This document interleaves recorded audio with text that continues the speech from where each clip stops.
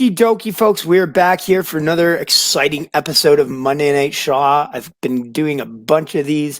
I'm on a roll lately. I'm very happy. If you saw the last episode, you know about the new webcam and stuff. So that is all great. I don't want to waste a bunch of time talking about my setup here, though. I have a fantastic guest on the show today. Somebody else who does ring announcing and is very adept on a microphone.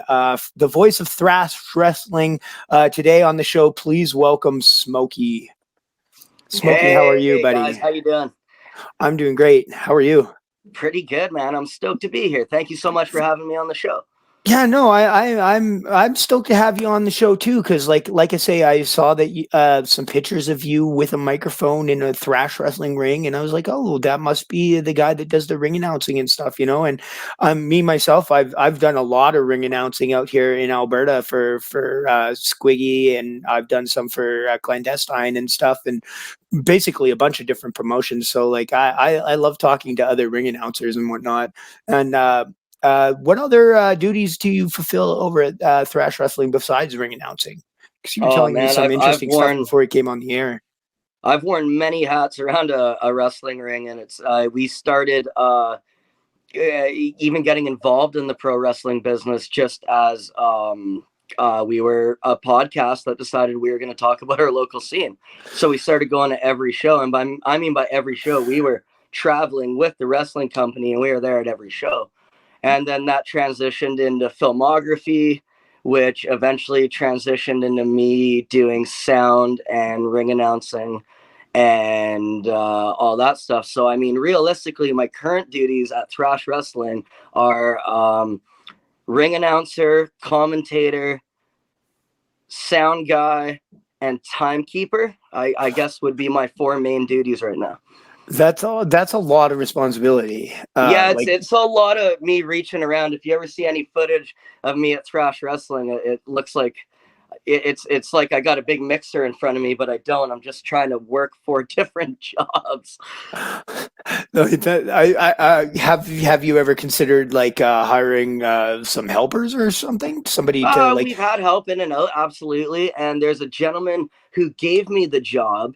And it's because he has a music career, and it started getting quite a bit of bookings. And so I started going and filming stuff with him, and I made a good rapport with him after filming a couple music videos for him and his projects. His name is Big Steve McCarthy, and he is the original voice of thrash wrestling as we know it today. And he was doing it quite a bit longer than me. And as I started working with him and doing music stuff with him, he started getting more... It's not the same guy that was refereeing UFC fights. No, Big Steve McCarthy is a different gentleman. But okay. If you look in the annals of thrash wrestling, anything pre-2019, pre-2020, you will hear him on the mic predominantly. Right on. He refereed our main event for Super Evil Bloody Hell Death Elimination Tournament number 20 this year that Mr. BJ Laredo won, and it was awesome. Oh, I wrestled BJ Laredo once. It was a good time. He's a great guy. I actually was very stoked to wrestle him because when I first started helping at wrestling shows back in like 2005, I was just like setting up rings and I did like a couple of like small interview segments on shows and stuff. But he actually wrestled as Kid Extreme at that time. Yeah. And so I went all the way back with him, and then he ended up coming into RCW last year. Nice. Or the year before last, because last year I was out with injury. But the year before last, he came into RCW, and I specifically asked Squiggy, the promoter, if I could wrestle him because I had seen him on a bunch of VIPW shows and stuff before I moved from Vancouver Island out to Alberta. And yeah, we had a really fun match. I really enjoyed wrestling with him. It was not a death match though. Yeah, and it's not necessarily his style. He's not a your quintessential deathmatch wrestler, I think BJ Laredo is such a well-rounded professional wrestler. I think you could put him in any sort of stipulation, and that guy's going to knock it out of the park every time. I've been lucky enough to go down to him and Cody Washington's promotion, VIPW, a couple times, and every time I go down there, it's just such a good organic vibe. And I was even lucky enough to be on their commentary team, which they broadcast on the island via their local Shaw TV station. So that was a lot of fun. And that was with Chase Summers and Adam there. And they do such a bang up job. And I was so happy they had me on the broadcast booth with them for one night. That's awesome, man. I've never actually wrestled for VIPW. I would really like to though, just because like I say, I have like all my family lives on Vancouver Island. I did go out there to wrestle for 365 Wrestling, and I Yeah, had a tremendous 365 is time. great too. Yeah. They're doing tons of wicked shit on the island. Every time I see any of their footage, I'm like, that looked like a killer show. I think the BC scene has really grown because, like, when I was growing up, there was no federation in Vancouver Island or BC. Like, the first one was like Victoria City Wrestling, which was the one I was helping set up the ring for, and they were only around for like 5 or 6 shows, and they were kind of like they were associated with Top Rank Wrestling, and then ECCW would come in once every blue moon, but Yep. not often. But yeah, no, I think the scene out there has really grown, and from what I hear, like it's kind of the similar situation with like the interior of BC, because like wrestling is kind of based out of Vernon and Kelowna, if I'm not mistaken. Yes, no. Yeah, so the owner of Thrash Wrestling Slave, Nick Zelensky, he is based out of Vernon, and kind of Thrash Wrestling started way back in a backyard in the middle of the shoe swap 20 some years ago. And through his hard work and the guys who have been there since the start, like Michael Moore and later joining Big Steve McCarthy and Fryer, this was built on their backs, and it's evolved into what we have today, where all these kids, much like myself, get this opportunity to work in front of audiences. 1, 2, 3, 4, sometimes 500 people are there, and it's an experience like nothing else. And I think for sure we're experiencing a boom in popularity in the pro wrestling industry that we haven't seen since at least the early 2000s. And it's really a breath of fresh air to see people excited about wrestling and excited to go out. And it's one of the only things that you can go at. Like, it's not encouraged to go to a comedy show and flip the fucking comedian off, like No. you get in trouble for that. But it's a pro wrestling show. For some reason, that's kosher. That's all good. And it's an outlet people get.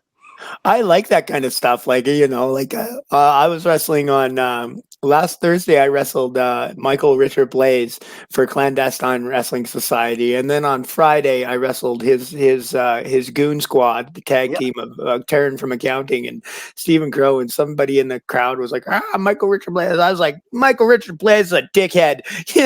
Just like you just get to chirp people, and it's a lot of fun. And like if you're in the ring and you're wrestling and you actually chirp somebody back, like that's something that they'll remember, like. Yeah. And what I get a kick out of, man, the kids just lose their mind. Oh, I love wrestling in front of my 2 favorite audiences to wrestle in front of are children and drunk people. Well, one day I really hope I get to wrestle in front of drunk children. I will be super over. Maybe in like Europe or something where they're allowed to drink, but we're gonna keep that legal. Yeah, no, I'm just kidding, but no, I'm serious. Like the kids really like my shtick, and I find it so absolutely, like if there's a bunch of kids there, we're having fun, like big time. Well, and I mean, like, I'm not a wrestler by any stretch of the imagination. I'm more of a make everything around the ring work instead of everything in the ring. I leave that up to the guys. But I remember, like, it had to be sometime last year, and this kid come up to me, and he had gotten a t-shirt, and he got it signed by all the wrestlers, which I'd seen before. But this time the kid came up and he said, "Smokey, can you sign my t-shirt?" And I'm like, oh my God, yeah. Like I think it meant more to me than it meant to the kid, man. It was awesome. Yeah. I can relate to that. Like, because like I started out doing similar things, like setting up the ring and helping with the music and that sort of stuff. And I do remember the first time I did like an interview in the ring where I interviewed the Cremator and Machete Brown, right? Yep. And yeah, during the intermission, some little kid came up and was like, "Hey, Super Kyle, can I have your autograph?" And I was like, "Yeah, Isn't that okay." the best? Yeah, it was cool. And now it happens like almost every show. Like people are like, Canadian Goose, can I have your autograph? And I've signed some pretty wild stuff. I have signed I've signed women's chests, Hey, kids' arms, all that's kinds when of you know stuff. you made it, man. You're out here Yeah, with yeah. needles in. God damn. Yeah, it does make you feel good for sure. Who are some I'm sorry, I'm just getting a little flustered here. All good, brother. Take a breath.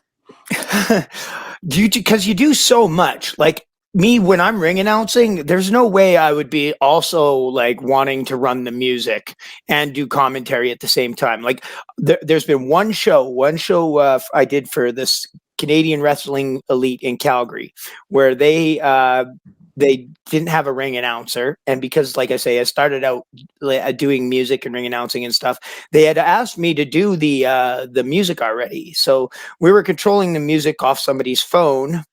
And then I saw that Danny Duggan was just going to do the ring announcing himself, which I'm sure would have been totally fine. But I was like, well, I'm an experienced ring announcer. Do you want me to do that? So I ended up, I wrestled, did ring announcing, and worked the music on this show. It was wild. Like my entrance was literally, I stood behind the curtain and was like, "Ladies and gentlemen, please welcome the Canadian Goose," and handed the microphone to somebody else and walked out. And it was the wildest thing ever. I've never announced myself for a match before, but like it was overwhelming. And so like, how do you deal with the Well, overwhelming nature of all that responsibility? there's some secrets to the trade that I've learned, and a few that I've been taught from the people who did it prior to me.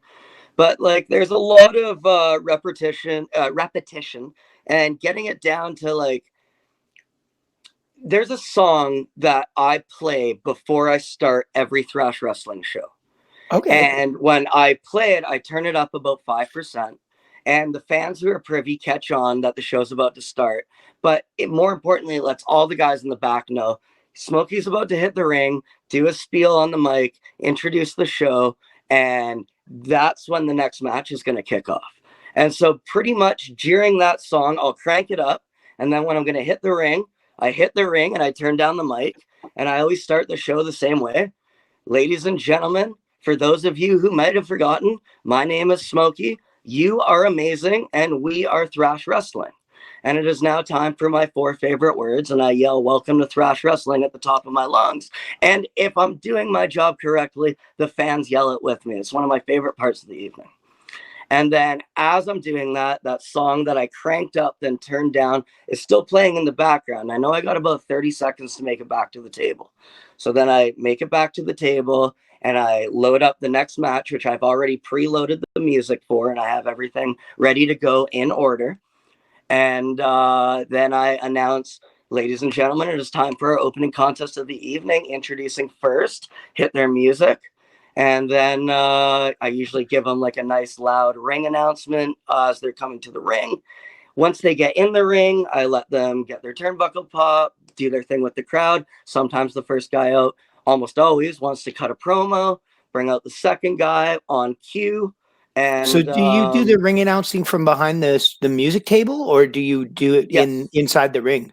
I do it. I when I'm solo, I do it from behind the music table. Okay. And then And if the guy then wants to cut a promo, do you just like hand him a microphone, or do you leave it yeah, so there we for have him to multiple use? wireless mics, and then I have my own microphone. Oh, okay. Yeah, Cool. I got it sitting right here. I bought a pretty kick-ass shirt. This is the one I use every night at Thrash Wrestling. And that's Oh, wow, my that is cool. yeah.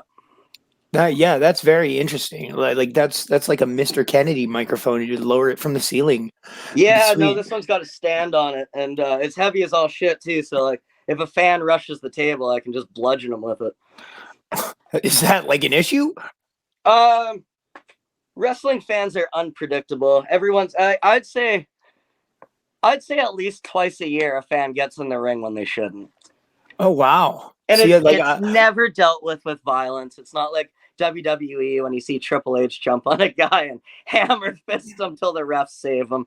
Our security team is top notch, and they get the guy out of there promptly, safely, and it very rarely ends with somebody yeah, getting kicked out of the building. It's often a stern talking to and take your seat. So yeah, we've gotten pretty good at dealing with it. I don't know if it's something you should get good at dealing with, but I think it's something you should always anticipate when you're dealing with large crowds and you're serving them alcohol. It's something that you should be paying attention to. And I don't think beating up somebody is necessarily the right thing. But if you want to get in there where my friends do business, be prepared to do business.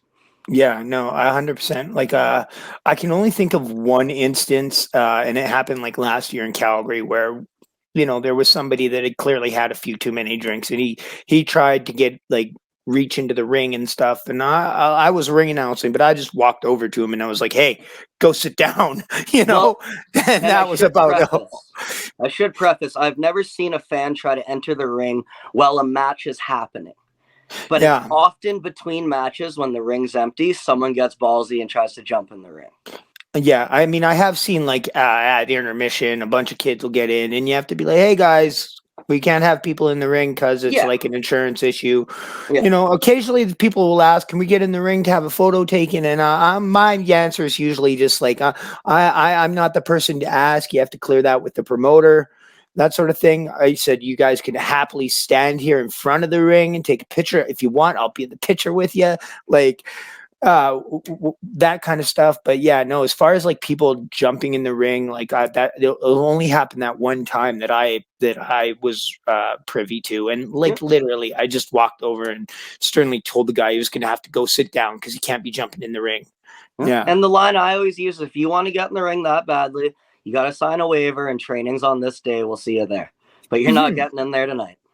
Yeah, 100%. Like, and I mean, I'm very grateful that it's never happened to me while I was like wrestling in a match. Like, I don't really make any like allusions to the fact that I'm not like a legitimate badass or anything. I mean, I feel like, if I think you're a if I badass. had to, I could You ever probably fought handle a someone Canadian with. Goose? Canadian Geese scare the fuck out of me, dude. Oh yeah, no, they're vicious. They're That's vicious. And badass then, as they come, man. Fuck, yeah. don't sell yourself short like that, dude. You're a king, goddamn.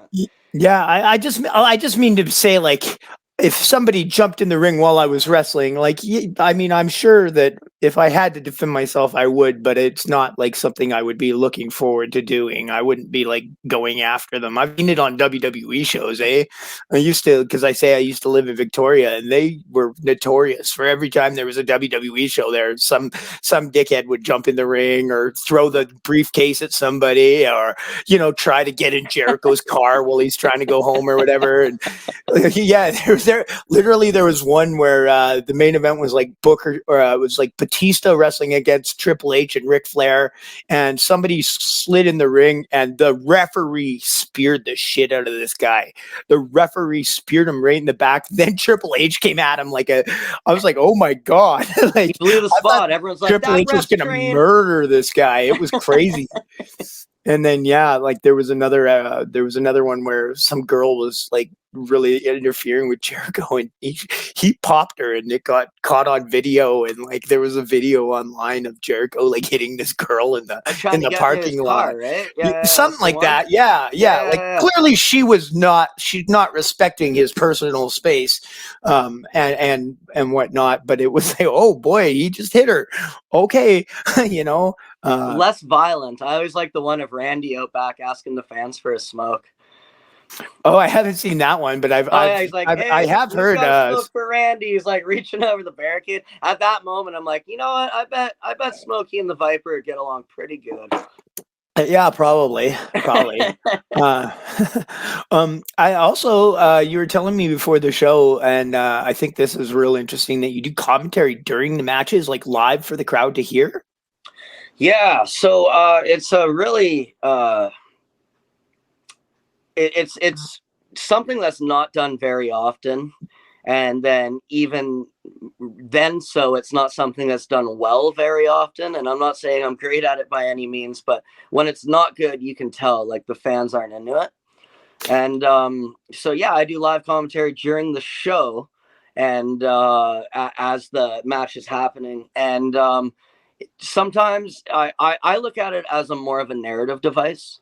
I think if you don't notice me after getting used to hearing me, I'm doing my job. And all I'm doing is just narrating what's happening in the ring in a fan friendly, communicative way where they can understand it. Right. And it's just, Mhm. I'm just a narrative device. I'm the Morgan Freeman between this match and these fans. And the everyone's like, wow, like how when do you know what to say? And I'm like, I don't.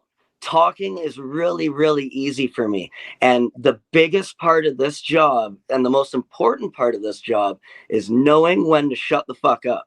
And it sounds funny when I say it like that, but you have to let moments breathe. You have to let wrestlers work and work with the crowd. And the only time I'll be on the mic is when the crowd's a little bit quiet. You know what I mean? Or there's a Mhm. double down. The ref starts counting to 10, right? Yeah. And there's a double down, and the ref's at like 4, and the crowd's quiet, but these guys are laid out. And so I'm like, ladies and gentlemen, you are watching your main event of the evening here in wherever, Kelowna. And these two men are leaving it all out here for you guys. If you like what you're seeing, let's make some noise. And by the time I'm done, they're screaming. And the ref counts at 8, and the guys are getting up. That's interesting. Like that's literally like I say, I've probably had like almost 200 matches now, and that never ever has happened. The one time I can think of something like that was before I became a wrestler. I went to watch a show in Springbrook, and it was XWE or something, and they had a guy that was doing that. And not only was he like commentating during matches, but he was like walking up to people and talking to them. Like he came and sat with me and Yeah. called one of the matches with me. And I was like, I don't even know who these guys are, No. like, and at that time, That's and taking he's like, away from it. See, my job is to add something to the show. I don't want to take away. This isn't the smoky comedy hour. I'm not getting all my shit in. I'm just, yeah. I'm here to, sometimes guys got to talk in the ring. I don't know how much we're blowing kayfabe here, but when I'm talking, it makes it a lot easier to talk in the ring. Yeah, no, I mean, like I always like to say that, like I'm not here to kill the magic, but everybody's pretty much aware that it's a show and that people are working together and whatnot. And yeah, it's like, do you ever have situations where like after the show, one of the boys comes up to you and was like, "Hey, what the hell do you think you're talking about?" or anything like that? Like, I've been lucky enough not to have any severe situation like that. But I've heard about it from people who have done my job in the past. And I've mostly been lucky enough to heed the advice of those who walked before I ran, and kind of know when and when not to talk. You know what I mean? Like I said, that's the most important aspect of this. Like you're never going to catch me on the mic going, oh, you didn't get all of that one. You know what I mean? Like I'm not here to bury the match. It's not like that. It's a well, lot this more. match is pulling shoe ugly. Like, Yeah, right. yeah. You know what I mean? Like it's not like that. It's more a narrative device between the ring and the crowd. Is more. Mm. It's not conventional play by play whatsoever. No, like I say, it's that's interesting. I hope one day I can come out there and wrestle so I can experience this because Well, it and if you sounds want to like an check it out, interesting thing.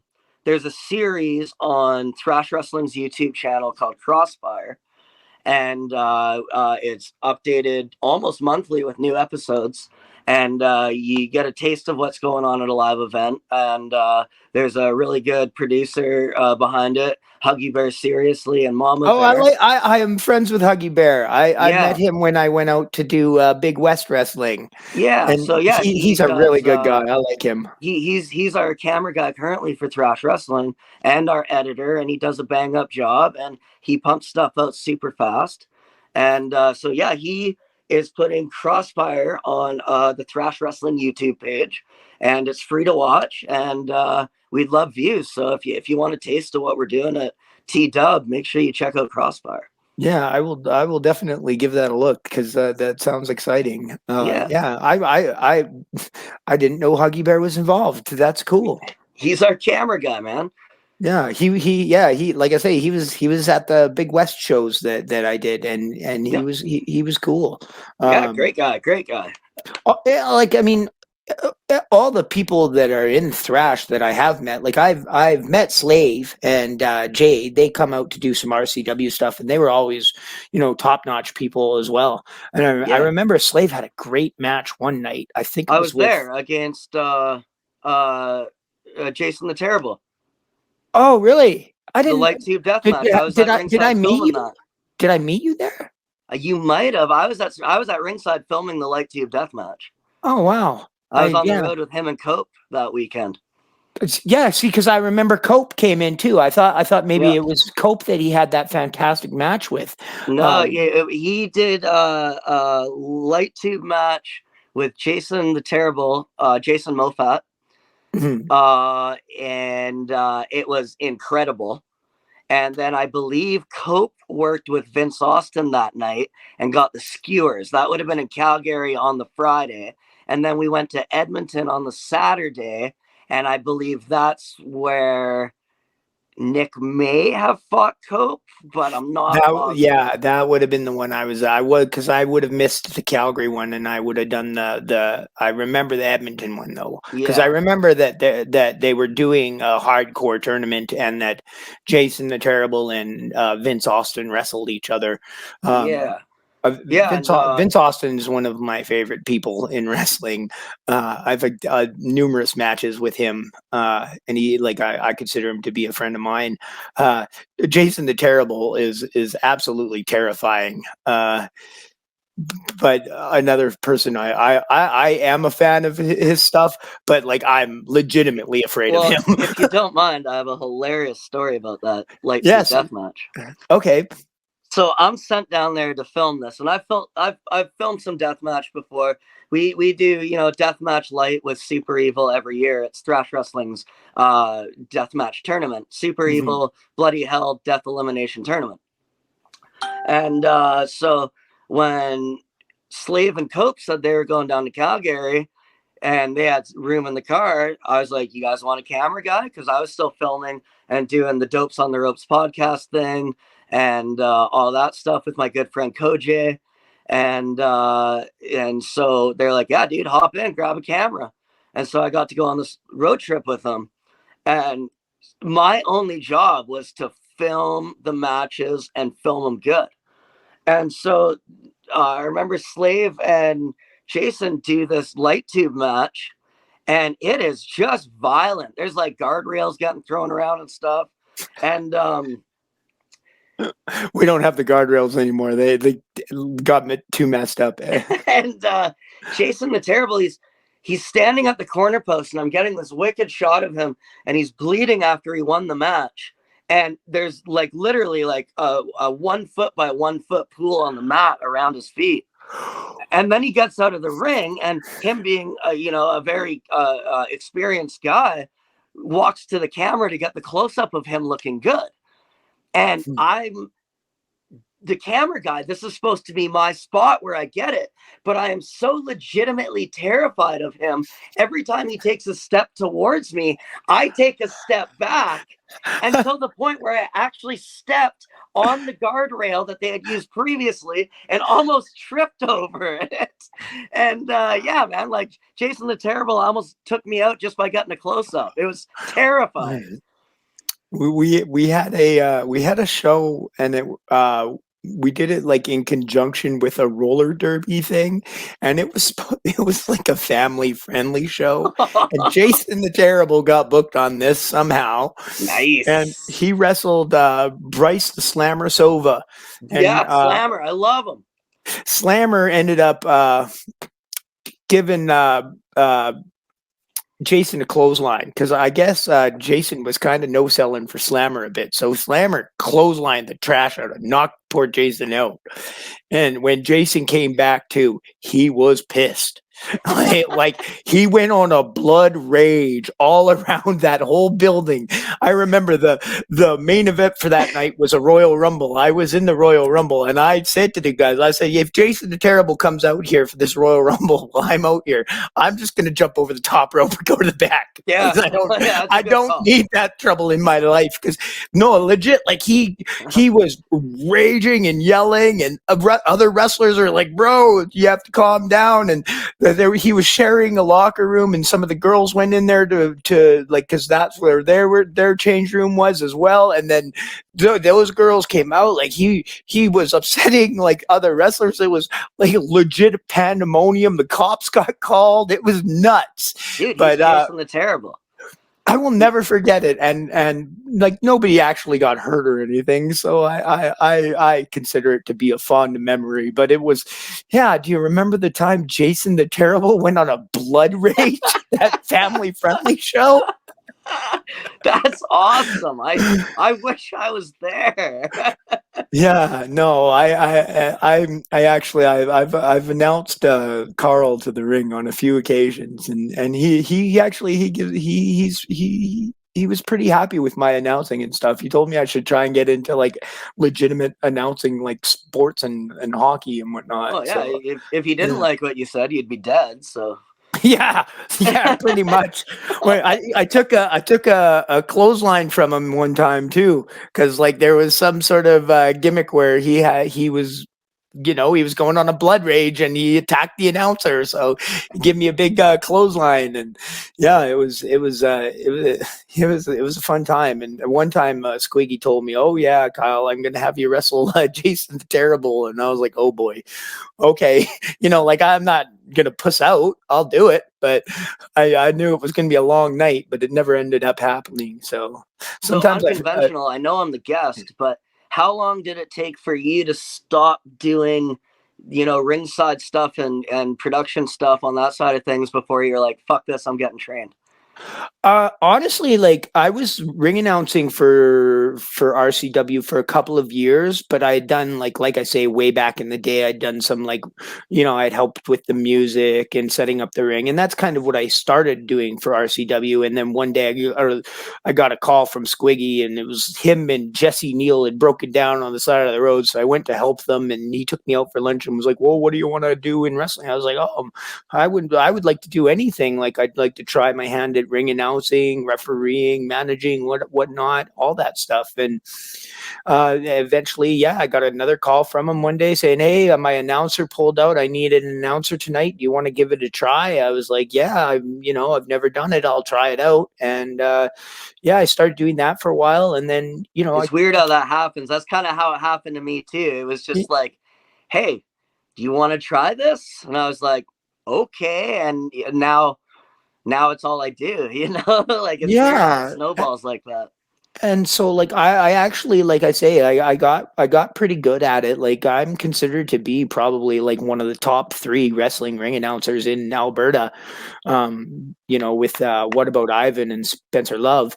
And I love that Love Pro too. Yeah, no, they're fantastic. My favorite thing about this podcast airs on their network, so they did a whole string of shows last year, and it was iconic punk album ripoffs for the artwork. Yeah. Like they did like a Lagwagon one, and they did a fucking Rancid one, and that's my jam. Like I'm wearing Black Flag right now. Like that's my jam. So when I saw these wrestling shows, but they had punk rock artwork, I was like, dude, yes. Yeah, I got to make my my main show debut for them last week. It was me and Wolfboy against Taryn from accounting and Stephen Crow, and it was a tremendously good time. I awesome. Absolutely, I have all the appreciation in the world for Love Wrestling. But yeah, just like I also look at their production. Sorry to interrupt. Yeah, but like when every time I see footage from Love Pro, it is just top notch, gorgeous, like TV ready, man. Yes, it's good stuff. Like I find that like, okay, when you're watching the stream, it's it's the stream quality is not quite as good as once they've got the actual matches in full on edited, like, they put them out on YouTube and stuff. Like I Yeah. find that quality is better there, but by no means, like, if you're going to watch it live, like, yeah, it's absolutely worth tuning in to check out. But just like getting back to what you were talking about earlier, and asking me how I transitioned, I just ended up becoming like friends with a bunch of wrestlers and stuff. And then one day I was on the worker page, and Andrew Hawk said, "Oh, I got a ring set up in my backyard. If anyone wants to come by and do some training and stuff, let me know." And I was like, "Well, hey, would I be allowed to come down, and would it be welcome?" And he was like, "Yeah, absolutely." So I ended up, I moved to Edmonton, and I moved into Squig's basement, and I lived with the promoter for a while. And I mean, that situation didn't really work out in my favor, but I ended up training with Hawk for a couple of months. And then, yeah, I mean, like I say, it was Alberta. And so you can only train outside for a couple of months out of the year, Yeah, because no doubt. nobody wants to wrestle in the snow. It's cold and dangerous. So he ended up moving back to Newfoundland, though. And then anyway, my story goes on that I ended up as training with Force Wrestling, and then I joined up at Top Talent Wrestling, and then I joined up at Clandestine Wrestling Society. So I have, primarily, my trainer now is Michael Richard Blaze. Nice. No, right on, man. Yeah. That's a punk rock story, man. Go What to about you? Edmonton, crash on the promoter's floor. I fucking love that, man. Have you got ambitions to start wrestling yourself? I've done some training and stuff like that. I can run the ropes. I can take an adept bump. But I really only care to bump if it's gonna heighten the show. Like if you want to take the beloved announce guy to get some heat, for sure, do that. But I'm not coordinated enough to do what my friends do in the ring. I've done a couple training sessions, and it kicks my ass every time. And I'm just not a professional athlete. Uh, But that's bar none. That's the way it goes. Maybe a year or two in the gym might change that, but it's something I'm not willing to do because my non-wrestling life is very busy as well. I manage a automotive shop, and I have a family. No, I don't have kids, but I got a wife and a cat and stuff like that. So there's lots keeping me out of wrestling as much as my draw to wrestling. And the way I look at it, man, I got the coolest job ever. Like I get to talk about wrestling. I get to travel. People are willing to pay me to do it.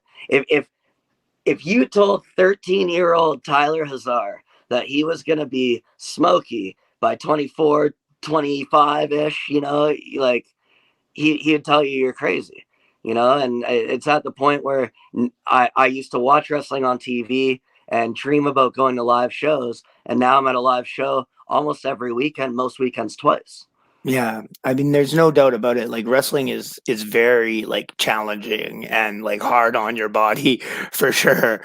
Like I literally am covered in like cuts and bruises right now Yeah. because I've just I at the beginning of the year I pretty much I gave up like weed, and I just started hitting the gym. Oh yeah, no, Hey, almost broke my heart too, but I was like I have to do it because I just like.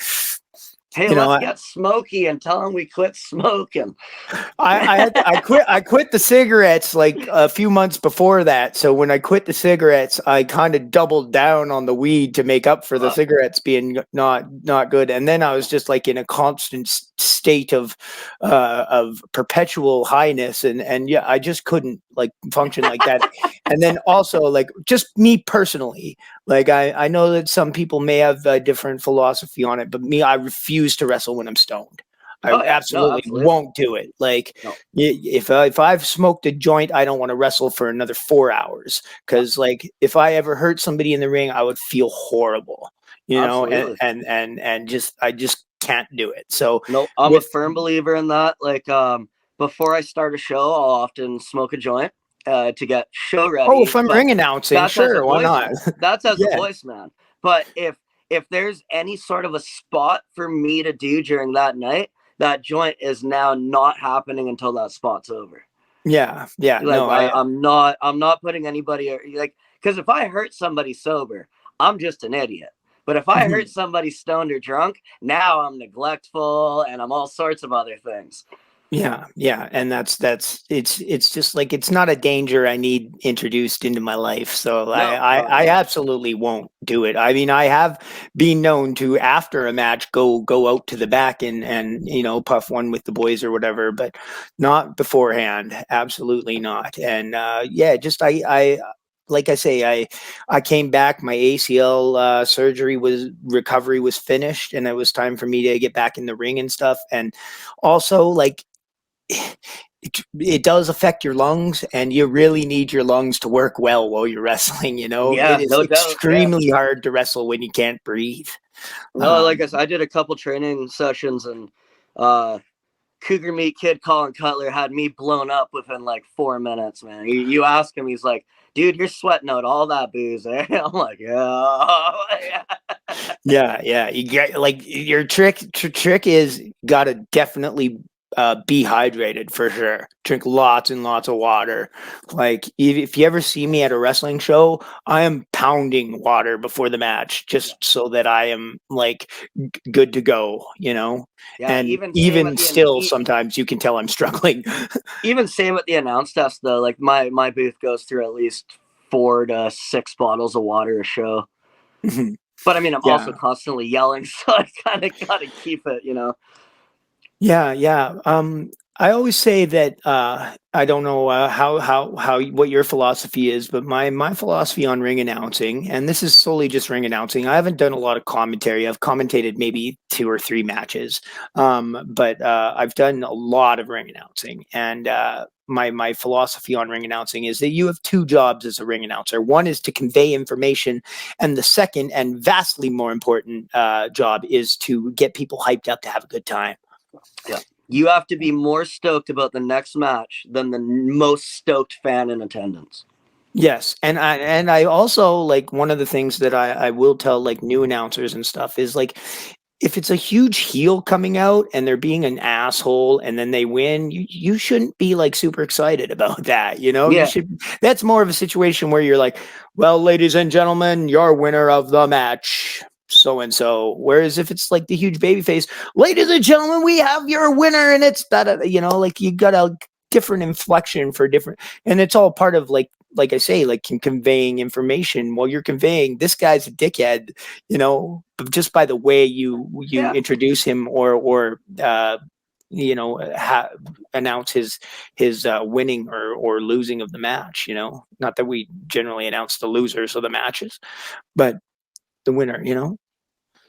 And it's a really big feeling out thing. Like I always say there's 4 words that can ruin a live show. But the kicker is you don't know them until you say them. So don't say them. Do you okay? What I'm wondering what the 4 words are. No, you don't know them until you say them. That's what I'm Oh, saying. Is if you're in a town and you say something that went over really good in the other town, and it might not go over good the next night in this new town. That's what I'm saying. Like you don't know how to properly kill a show until you accidentally kill a show.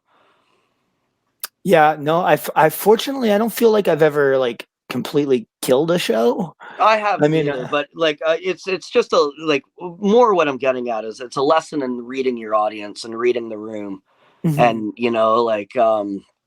like you go to a town, and because when I do my job, I always try to do it probably as a face, right? I'm never like heel Smoky, right? Yeah, yeah. I mean, And it's weird to be heel announcer. Like yeah, that's exactly. So like I say, your job is to get people hyped up to have a good time, and it's really hard to do that if you're also trying to make them think you're an asshole. yeah, and so you don't want to accidentally be an asshole. You don't want to plug the wrong sports team, right? Oh shit, No, I just killed the crowd. definitely not. Yeah, Right? for sure. Like I Yeah. didn't know that was gonna kill. I didn't know that was the off switch. I'm sorry, reverse. Right. Um, Besides thrash wrestling and coming out to film some RCW, have you done any work with any other wrestling companies? Besides, you Uh, also mentioned VIPW. yeah, no, I've gone out and I was and it's not like they were seeking me. I was lucky enough to show up, ask for a job, and get a job. Mhm. And they were nothing but hospitable over at VIPW. They're happy to have me, and I'm looking forward to making more appearances. I got to go do the film gig for 2 nights at RCW. It was a great time. I started very early in my career with Big West. I was there for a short stint, and then thrash wrestling kind of picked me up, and I've been primarily thrash wrestling, but I've been out to film some wrestle core shows, but that's back when they were still rickshaw wrestling, running out of the rickshaw. Okay. Um, and I'm really trying to make it out to a Canadian Apex Wrestling show, February 23rd or 24th in Vancouver. Oh, cool. And other companies I've worked for. I did some filming for Pacific Pro PPW when they Is ran that a show in Danny Deed's Abbotsford. show? Deed's show, yeah. Yeah, yeah, I like Danny Deeds too. I wrestled him for 365, and I He's a think great guy. he's fantastic. Yeah. Really, really fun to wrestle. Yeah. I haven't been able to catch a 365 show, but it's definitely on the horizon. And I've done some filming at All Star Wrestling as well. It's solid. Oh, Well, and Loft County. Loft County. I've also been out to Loft County to do filming. Loft County is that like the Caribou County guys, or is that No, a different?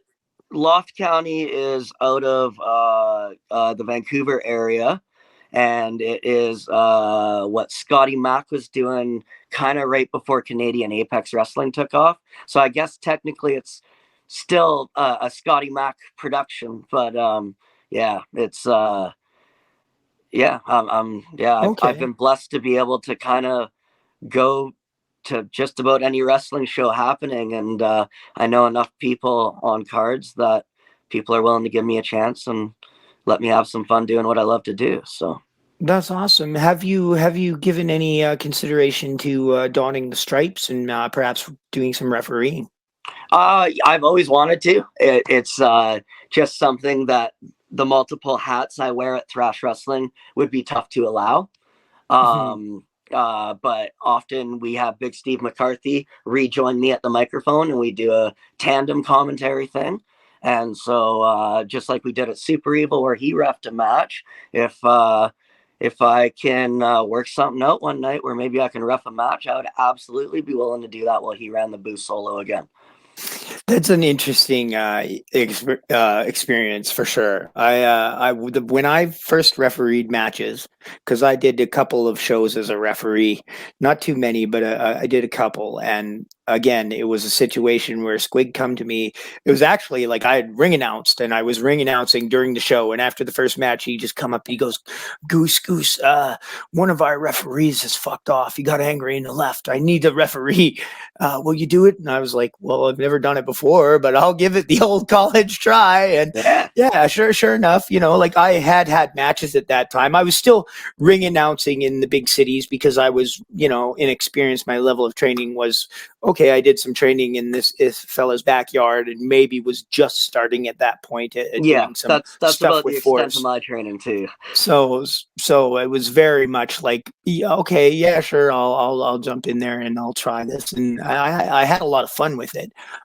Yeah, so I'm always encouraging people to branch out and try new things. Like, Well, anytime I see like one of our referees from Love Pro show up to train to wrestle, like it actually makes me pretty happy. Like, and yeah, I know that like some of the commentators and stuff, once in a while they'll show up and it's like, oh, okay, like this guy really wants to know, like, learn the ins and outs of it, even if they don't end up having actual matches. I yeah. think the information and just like the appreciation for how difficult it can be is something really important that anyone involved in the show should try to experience it at least Well, and once. that's how I feel about it too. Like I if I'm gonna step in that ring every night and start a show, then I should know how to move around in that ring. I should look like I'm not foreign to this place I'm standing in, right? And so I should look like I know how to move around a wrestling ring. Don't trip over the middle rope, right? Stuff like that. So these are the things I practice. That's happened to me for Yeah, sure. it happens to all of us, man. And My buddy. that's what I said at training when they asked me, like, what do you want to get out of this? And I'm like, I just want to get the fundamentals. I want to have a better idea of what's going on in there so I can communicate that better to the audience. And I'm not necessarily looking to become a wrestler, but I've always wanted to run around a wrestling ring. We're all fans here, right? So, and now every time a ring's set up and there's not a lot of people around, before every show, I hit the ropes, take a couple bumps, and make sure I can get in and out of that bitch easy enough and stuff like that. Have they taught you any like chain wrestling or anything? Very little. Like I am very, very, very limited. I can run the ropes and I can solo bump confidently. If you want to pick me up and put me through a table, we're good to go. That's about it.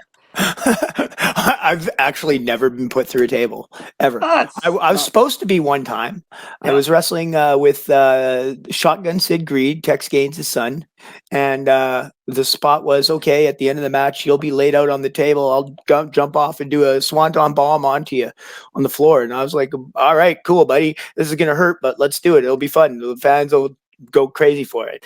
And I'm up there, I'm sitting there on the table waiting for him, and he jumps off it, but he doesn't do a swanton bomb. He just kind of jumps off and gently like double axe handles me in the belly. The table doesn't break, and he kind of ricochets off to the off of me and goes over to the side. And I was like, so I just kind of I like stood up and he ran at me, so I spine busted his ass through the table. I was like, what am I supposed to do at this point? Like, work with what you got. Yeah. And it was a weird like match too. It was kind of an I quit match, but we called it a respect match where you had to say I respect you instead of I quit.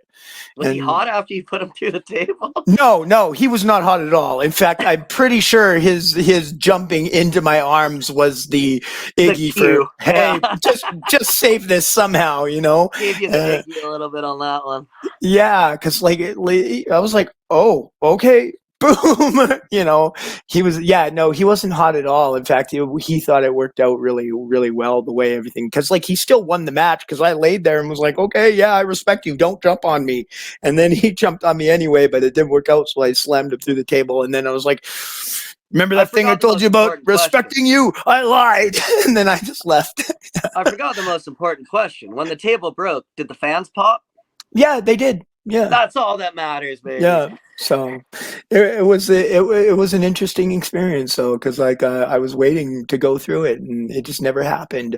One thing that I will say is they recently, because Sid Greed is like talking about him, brought me up this other thing is he was recently in a big 6-person death match in RCW, and you mentioned that every year they do a thrash death match tournament and whatnot.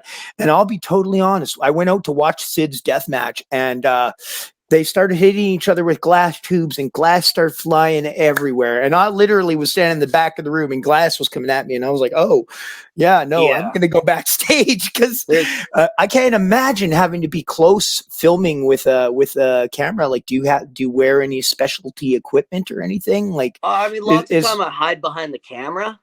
You get showered in glass. It's part of the nature. Even at Super Evil, for the final, we took down the ring ropes and strung up barbed wire.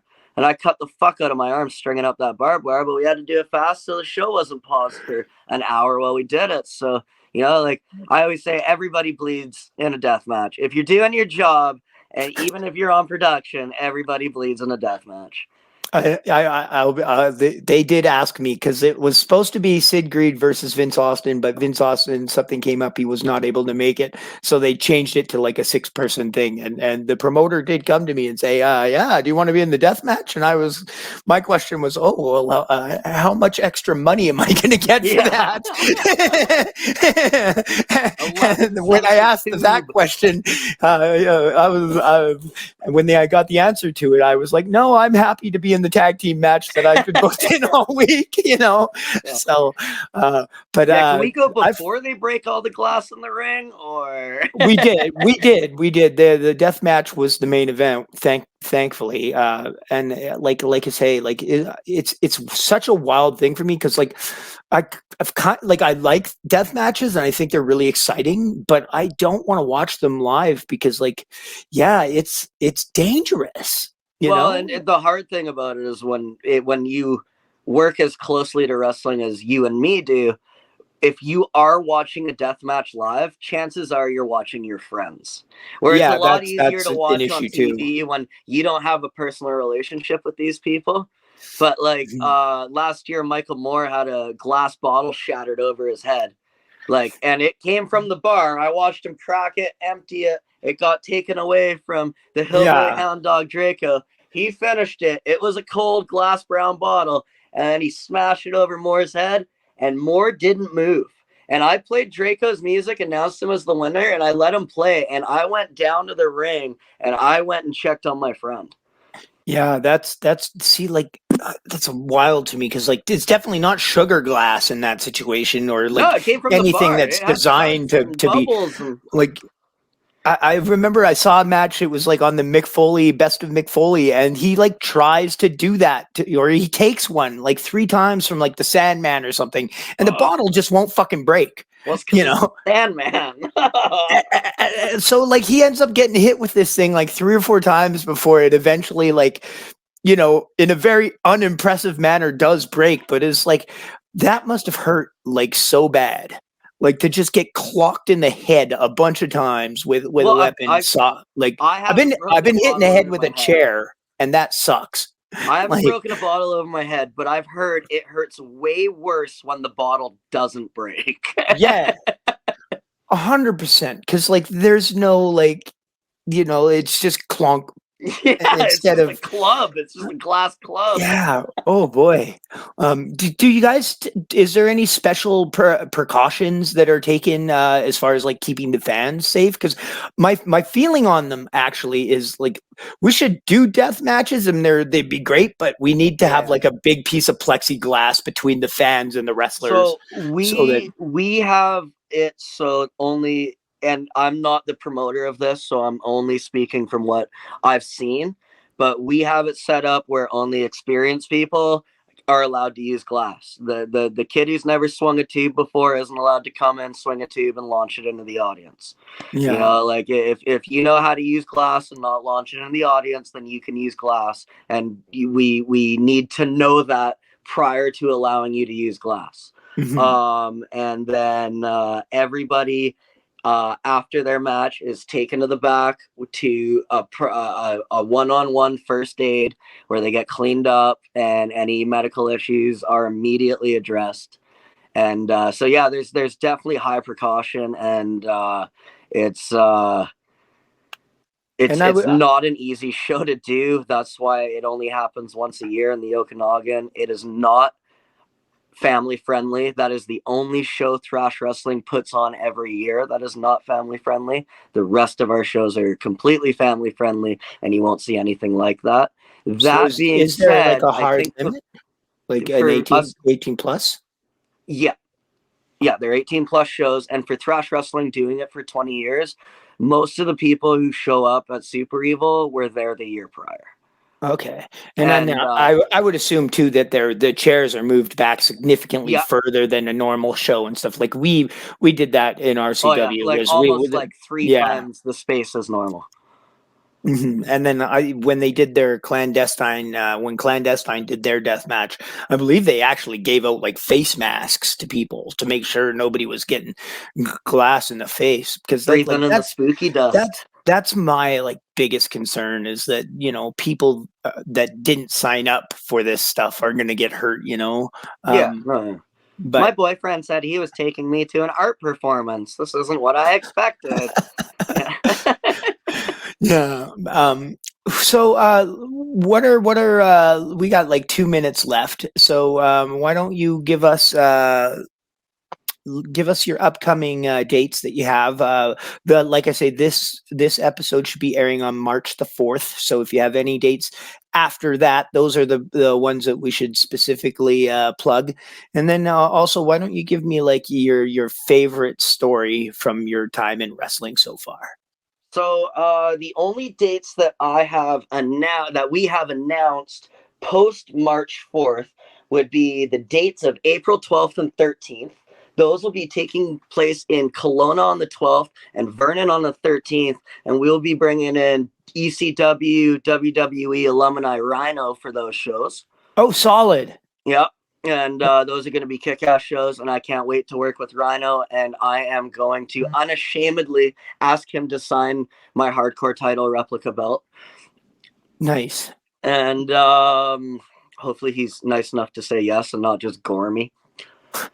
I feel like Rhino will be pretty those cool. are the only dates we have announced post March 4th. But please make sure you check out Thrash Wrestling on YouTube.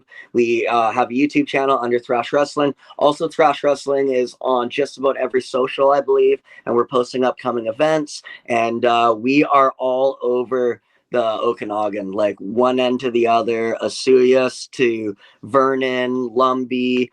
We do Trail and Nelson shows at least once a year. So we're on tour at Thrash Wrestling, and we are taking over the world. So please check us out. Please give us your support and come out to a show. Yell real loud. Say, Smokey, I saw you on Monday Night Shaw. Yeah, for sure. So why don't you give me one more? What's your absolute favorite story about your time in wrestling? It's so hard, man. I like my favorite stories are all kind of the same, but I think